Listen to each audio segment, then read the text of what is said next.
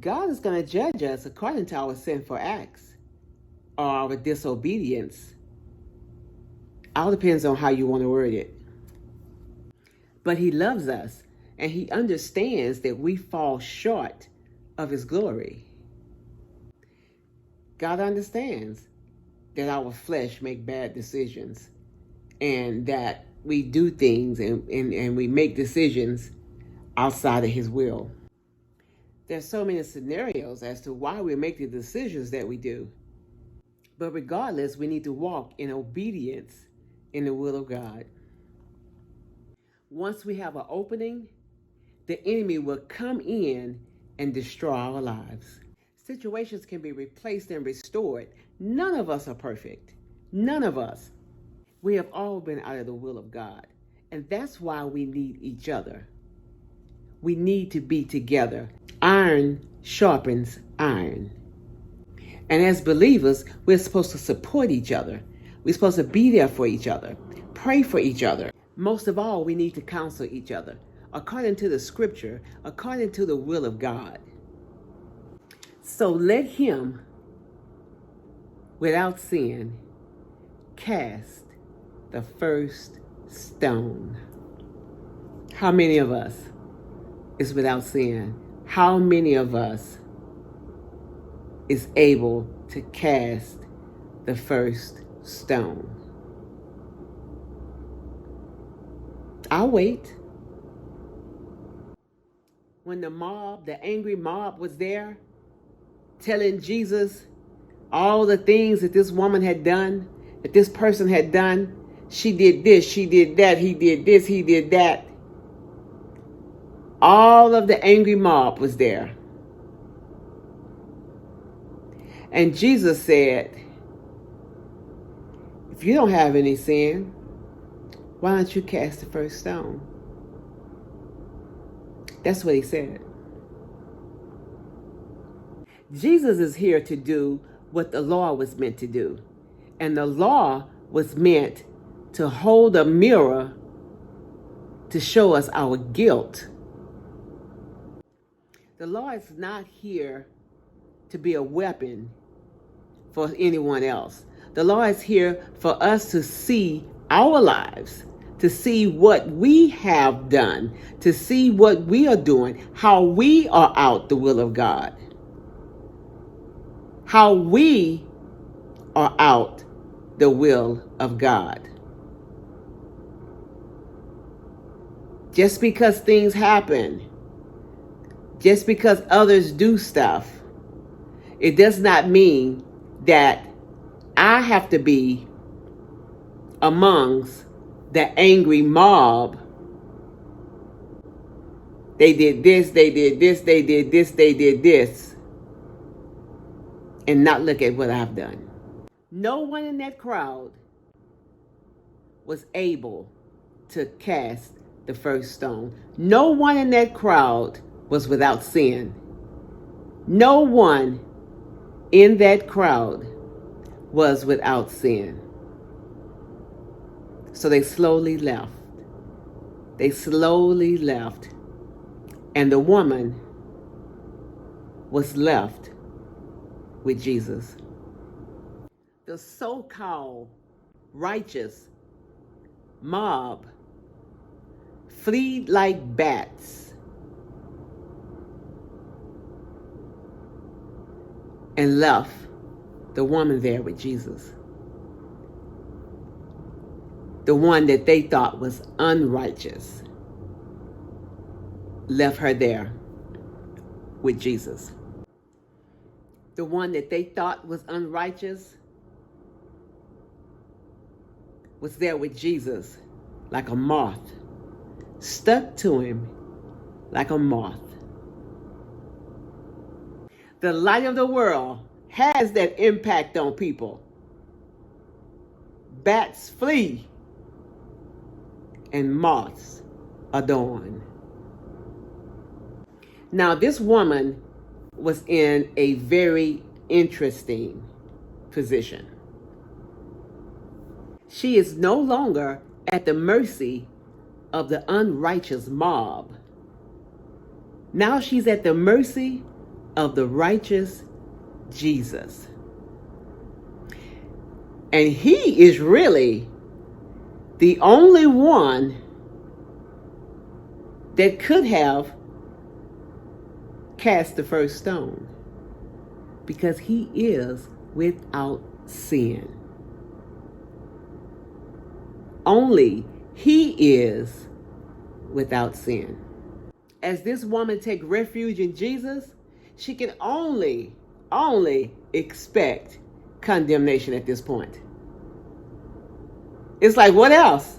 This is all I expect. This is it. This is it. We as righteous have to remember Jesus is the only one can judge us. Jesus is the only one. He is the judge of the world.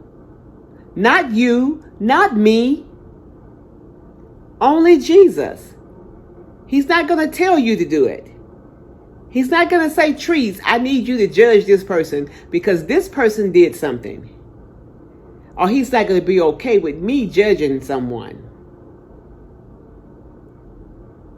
So we need to remember, Jesus is the only one that can judge us. Jesus asked the woman, where are they? Where are they? No one condemned you? No one was without sin? No one condemned you? He said, where are they? No one condemned you to the earth? No one stoned you? Because we all have sinned. He told her, go and leave your life of sin. Go on and go. And don't do this no more. Go on and go. All of you, go on and go. That's what he's saying to us. Go on and go, Trees. Go on and go. Yeah, I know you messed up. Go on and go. And leave your life of sin. Don't do this anymore. Go on and go. I still love you. I still love you. I am still your father. I am the only one that can judge you. Go on and go, Trees. Go on and go. And leave your life of sin. It's easy to read this story as an outsider. It is. It is easy to read it as an outsider. Because we enjoy that self-righteous mob. We enjoy that. Yeah. We ain't put no blame on ourselves. We ain't put no blame on nobody that we love. It's all the other person. We love that self-righteous mob. Let's not hold the story at arm's length. All right? Let's not hold the story way down there, way out there like that. Let's insert ourselves into the story. Let's insert ourselves in the story. So now we're the woman. We are that person. We are the person caught red-handed. We caught red-handed. We the person. All right? We be her. We're the one that's caught red-handed. We're facing judgment from the angry mob. All right? We're facing judgment of the law. We are the ones now. We're the one. We're the one that's shamed by the mob. We're the one that's shamed by the self-righteous. We are shamed by the self-righteous enemy. And yet Jesus intercepted the judgment. Instead of Jesus dishing out judgment, he absorbed it. On the cross, he get accused so I can be acquitted. Jesus gets shamed so I can be accepted. He is killed in a brutal public assassination. And I walk away free. He falls in the hands of the angry mob so that I can fall in his arms. Again, the one without sin. Go ahead and cast the first stone. Go ahead. The only one without sin that could have cast the first stone. Instead, he spoke salvation.